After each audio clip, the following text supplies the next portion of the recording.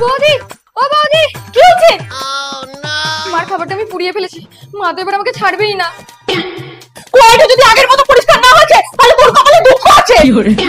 সারাদিন ধরে মাজলেও মনে হয় এটা ঘুরবে না। এটা তো আমার 2 মিনিটের কাজ, শোনো। তাই এটা তো এক্ষুনি হয়ে যাবে, কিন্তু এখানে এত চুল কোথা থেকে এলো? আমার চুল জানো অনেক হেয়ার ফল হচ্ছে।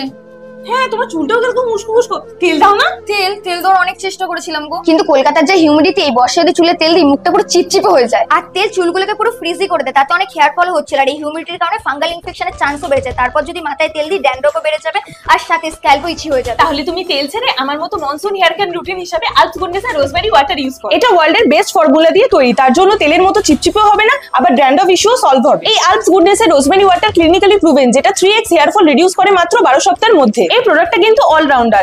আগে জানো আমারও এরকম হেয়ার ফল হতো, বাট আমার এখন হেয়ার ফল অনেকটাই কমে গেছে। এটা শুধু হেয়ার ফল আর ড্যান্ড্রফ রিডিউস করে না, হেয়ার গ্রোথও করে। তোমরা তো সেটা আমার বেবি হেয়ার দেখে বুঝতেই পারছো। আর এটা দাঁড়াও,